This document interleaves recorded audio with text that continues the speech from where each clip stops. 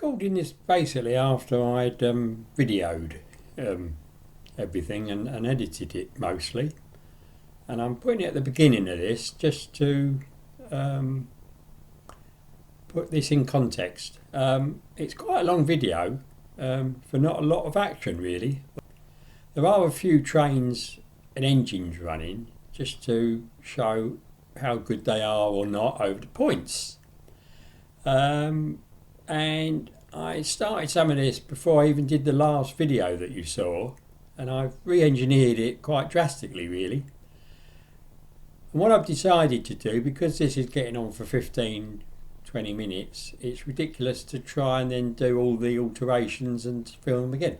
So this is going to be a two-parter. So this is the first part, and it's basically engines and trains running really, and a bit of waffle from me as usual. So I hope you'll enjoy this and watch out for part two, which hopefully will be a little bit of where I change the points over and just running these a bit to see if what I was hoping I would achieve, I will achieve. But as you'll see further down here, I got very... it was a very strange video in that the trains ran very well on most of the stuff, and I was disappointed that it did. So very strange. All right, everybody. Well, hello, everybody. Welcome to Robert's Train Set. From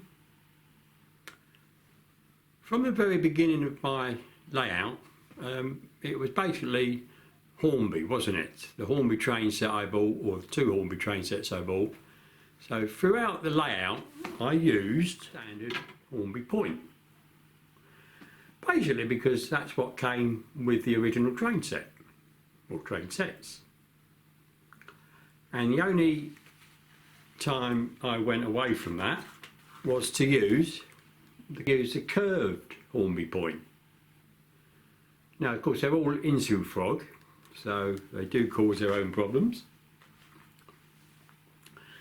But what I find with the standard point is, if I bring into the picture a couple of my locos, and here we have on a cord, which is my railroad A1, and this came with my original train set. And I have the Tornado, which is basically a similar model, and some of the others, as you know, the A3 and the A4. But these being railroad locos, they're maybe not quite as good as the mainstream ones, i.e. my Flying Scotsman A1 Flying Scotsman and my A3 Flying You might have a problem. Now these seem to go across these standard points fine. Don't usually get any problems. Even my 040, which is very problematical as you know, seems to handle them. So most of the time. What am I going to do? I've been thinking for quite a long time it might be worth getting an express point. So I've now gone out and I visited my local model shop down in Clacton, because I haven't been there for quite a while, and you do need to support them. And although it obviously cost me more money to buy these things, you know, and the petrol to get there and back, you know, we want them to be there, don't we? So I bought two right-hand express points. Now if they'd had, and obviously they are insular frog, as all Hornby points are, but if they had have had the other variety of make, and in the electro frog, I probably would have bought those. But anyway, I'll try it with these, and I'll show you up on the layout what I propose to do. So my layout from the very beginning was made with standard Hornby points, as you can see here. Basically the small left or right hand point and the curved point, and that's all I've really ever had. So will it be worth swapping these for the express points that I showed you earlier?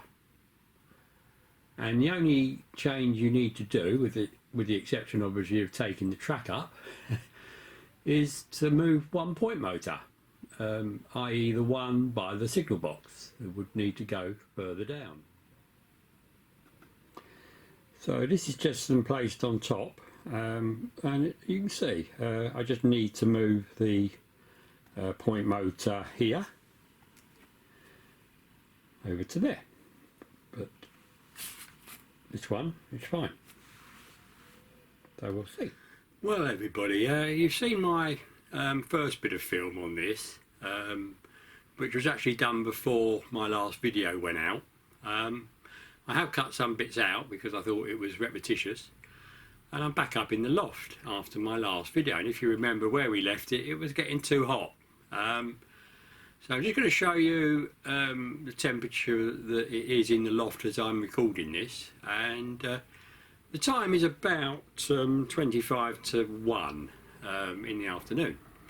When I came up here to bring all these locos up, which I'll show you in a minute, it was 70, which was very comfortable, but as you can see now it's nudging up towards 80, basically because the sun's come out.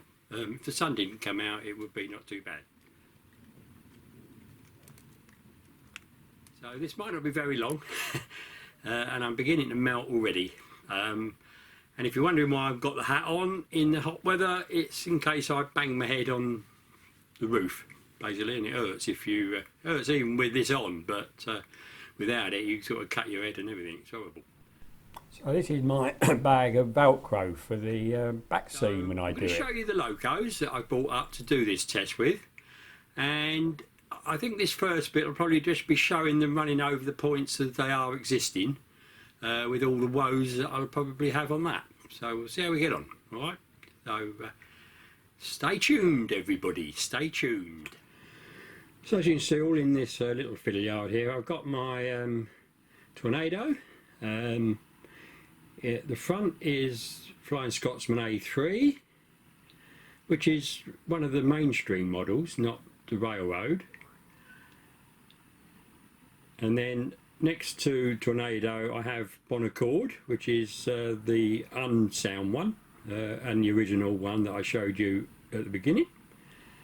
I've also brought up Mallard, which is a Railroad, but it does have one important component on this loco that the others don't, or the other Railroad ones don't, is a spring to push the bogie, front bogie down. And I think that's why we have trouble with the Railroad. And then if I pan slowly around there, you can probably just see that I've got the Ginty up here and the 08 Hornby shunter. We'll try that. So I've got the two Railroad, you know, the basic Railroad, the A1s out, and they're all a bit sticky when you sort of get them out of the cupboard and they haven't been run for a while, so I've given them a good old run. So I've just seen Bonaccord and here's Tornado going round.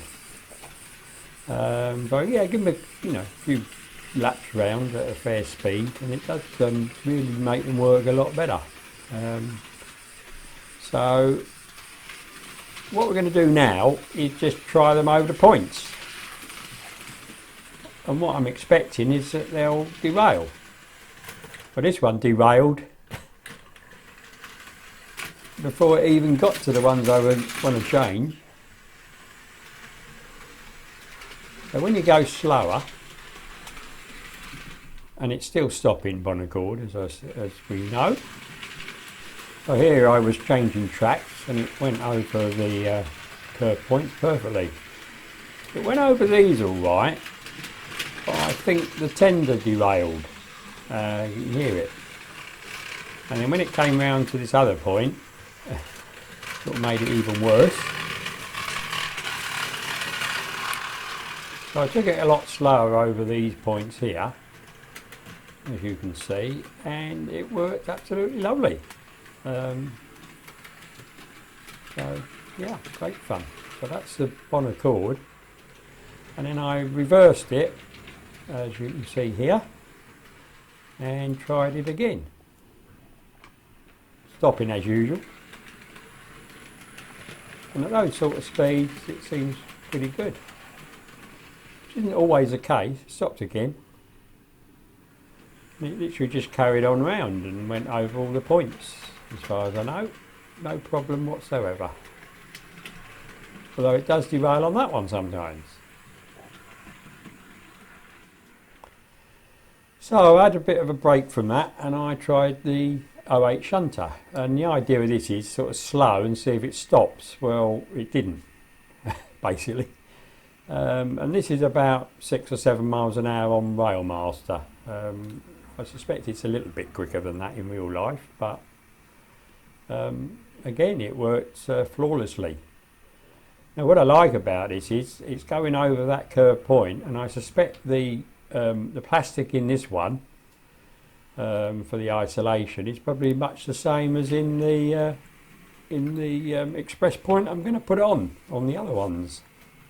So it's looking reasonably good. I did it in reverse, as you do,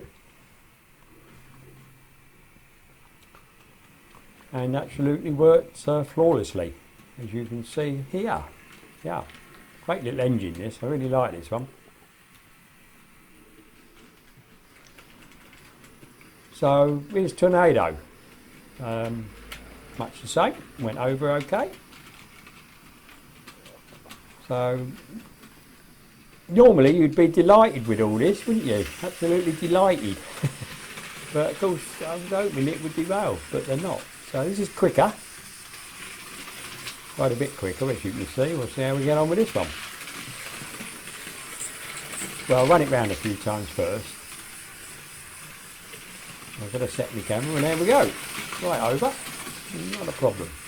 And the other one, around the other side, and it carried on. So I then put some Mark 1 carriages behind it. This is Tornado. I didn't do it with the bonnet cord. And how did we go? Pretty good.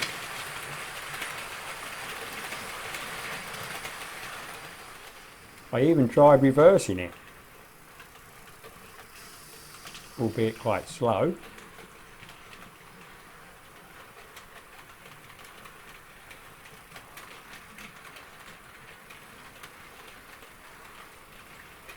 And all went well until the the tender decided to do a wobbly and just stop the whole thing. So I just ran it round faster. And again, lovely. Pretty good one really, isn't it? So I then took the bullet and connected bonnet cord up to the new freight train and tried that. Wonders of wonders, it did it.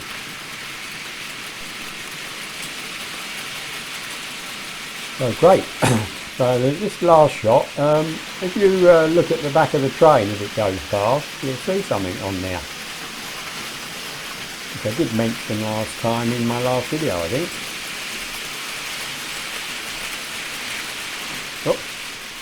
Well, as you can see, I've had a very frustrating morning and afternoon. It's now 2:05 in the afternoon.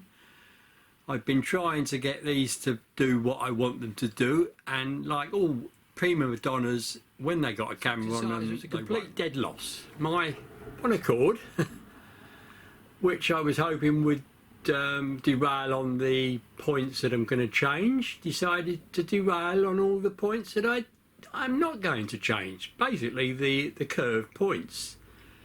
It may be because I'm running it in a way that I would never normally run it, but it's a bit of a pointless exercise. I hope you've enjoyed what I am going to show you now.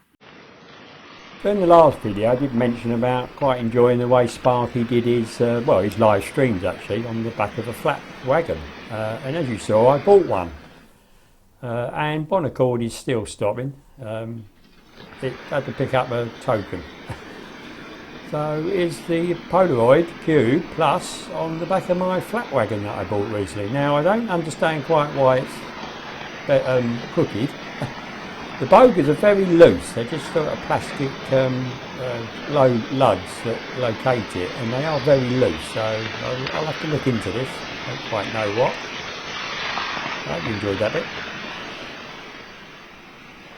And get it through the station, which a lot of you quite like the view of these. Again, quite quick because on the cord doesn't like going too slow.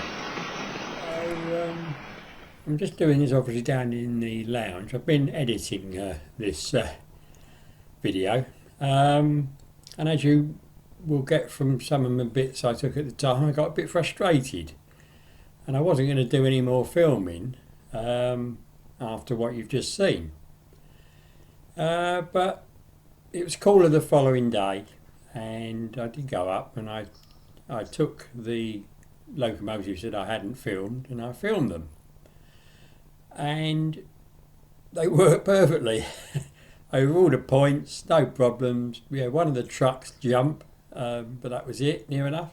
But you sort of wonder, is it worth changing these points, because they work perfectly, don't they, or as good as.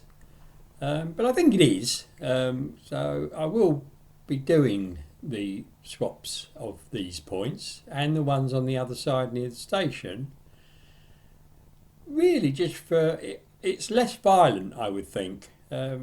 Seeing these trains and locomotives going over these points, it's very violent, isn't it? It's a very violent change of direction, especially at speed. So I think it's certainly worth changing them for a softer swap over, I think. So that's what I'm going to try and do. So here are all my other locos I didn't do last time because I was so upset that it didn't work. So I've just got them running around, as I said. These didn't really need it, they just ran straight out of the cupboard really.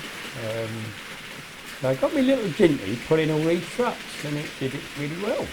It's quite a heavy loco actually for a small one, isn't it? So, did it pull them over? Of course it did. Didn't miss a beat. It didn't stop anything, this little ginty. It's a good little loco.